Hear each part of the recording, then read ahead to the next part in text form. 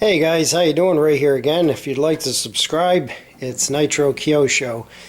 Today, what I'd like to show you is some new updated tail boxes for the 450 Pros that I have here. Okay, I have two of these, and I'm using this camera. I've got it in my hand, obviously. I don't have it on a tripod, so this is the new high-def camera. I'm hoping that it's going to give you a little bit more detail.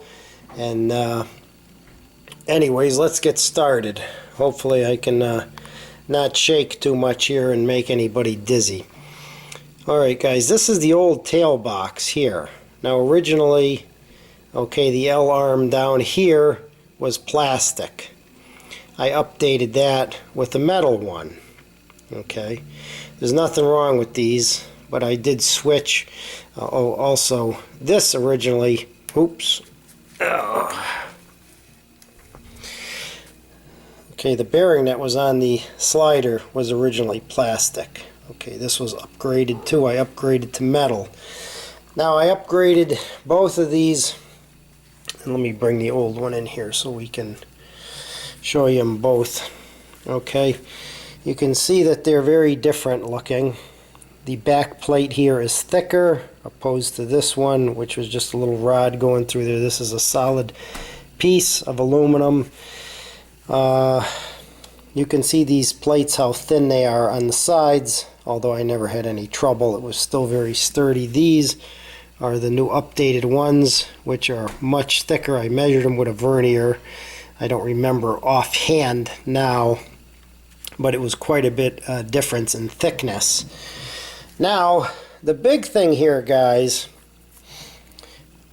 was the old box, okay, and this L arm only had two bearings, one on this side, okay, and one on the other side. So it only had two. The new tail box here has six, okay. It has one here, one there, okay, and the same on the opposite side, which equals 6 bearings.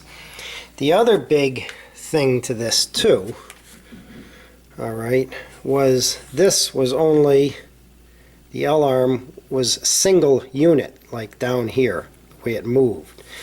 This one, let me get my, you can see is where the original one would be right here, but they actually put dual, one on top too.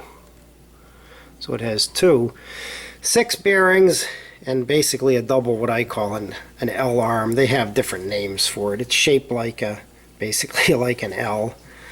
Control arm. They have different names. But these are the new tail boxes. I'm happy with them so far. The only thing, let me go over to the other one here, I'll show you, to be aware of, that I made the mistake of. They give you, where is it here? Let me show, oh, I don't have, oh actually I got it here. The slider here, okay, that goes inside of there. They give you 2 of those guys, because those usually get beat up taking them apart. As you can see, the end of that one got chewed up a little. But they give you 2 new ones, okay. The other thing they give you 2 new ones of are these little links here. These control links that go from the slider to the blade grips. And I figured they were just extras like with the slider. Well, unbeknownst to me, they weren't extras. They needed to be used, and I'll tell you the reason why. I couldn't get my, you see here, the tail blade grips in line. These are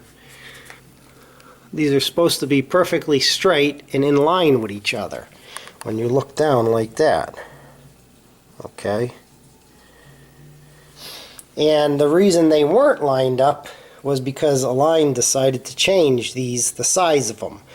And the new ones they gave you were smaller, obviously, so the blades would line up. So I did that after a day of figuring that out and a little frustration. So that's definitely something to be aware of, guys. These are different size, these little links. The other thing is that after I put it together, it was so bound up it wouldn't move. Now, you don't want to over tighten these when you put them in, because if you over tighten those, it'll be tight on the shaft, the tail rotor shaft, and it won't slide back and forth smoothly. Okay, like that. Well, I knew that I didn't over tighten it, because whenever I put one of those together, guys, I'll always put it on the tail rotor shaft and slide it back and forth to make sure it's not over tight.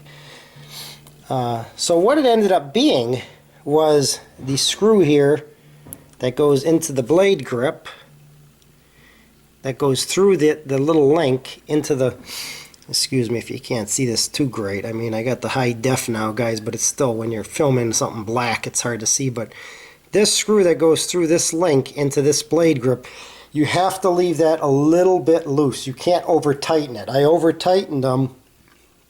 Actually, I didn't over tighten them. I tightened them fully without over tightening them, but they were too tight. The reason being is that the old links, if I can get one out here, I'll show you. You see these old links, guys, they had two big holes, and they would have these little like copper looking or brass looking inserts that would go into these holes here. Alright, they would fit inside of those holes like that. Well, the new links only have one of these can go in. The other side is only big enough for the screw to go in. That's why it has to be left a little loose, because it doesn't have that smooth movement. Now, I don't know if the new ones not having those two holes, or is that a defective part or not. A line usually doesn't put out defective stuff, but as you can see, that's the way they made it. And I don't know if I can show you a picture here, if you can see, because like I said, black is hard to film, guys. But if you see the old link and the new link, you can see how much bigger it is. These are the old ones. Well, at least you can see a little bit clearer, guys, with the high def camera here. And try a little, let's try a little zoom in here, so you can get a real nice look at what that looks like. Alright, and let me get my pointer back here, and I'll show you again now that we're a little bit, let's focus back in here. Alright, and like I was saying here, you got 1, 2, 3 bearings, and the opposite side is the same, so you got 6. This is the link that is smaller. Be sure to use that, don't use the old ones, because I took the whole assembly off and just left it like it was. And this screw, don't over tighten that one, because the little brass insert does not go through this link, only through this one. But as you can see, it's a nice looking unit, guys.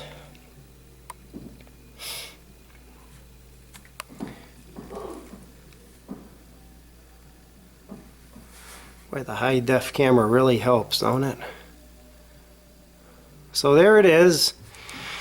They're supposed to make it, let me zoom back out, supposed to make it a little bit less slop, a little stronger, and it's supposed to be a lot smoother with the 6 bearings opposed to the 2. Also, I bought some carbon fiber tail blades. They're saying that this will help also. They're lighter, just a tad bit shorter. The only thing that concerns me about these is that I measured with a dial caliper, and the plastic ones were 2.60 and these are 2.45, so they're 15 thousandths thinner. I don't know if that is going to cause a problem being loose inside here. They're not crazy loose, but it's a little bit looser than the other ones. But I'm going to give those a shot, guys, and we'll see if that makes a difference in the 3D flight, acrobatic flight, whatever you want to call it. But anyways, those are the new boxes. Those came from A Main Hobbies.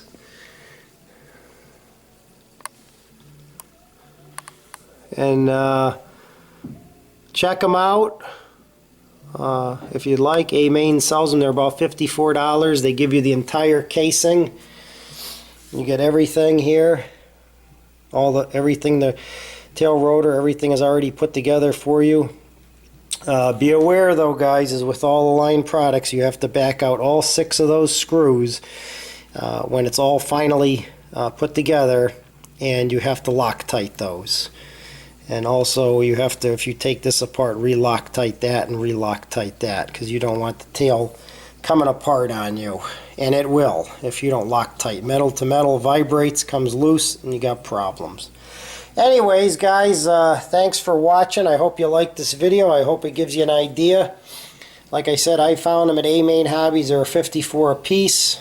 And the tail rotor carbon fibers were about $10. And those were made by Align also. So thanks for watching. If you'd like to subscribe, it's Nitrokyosho. Talk to you soon, guys.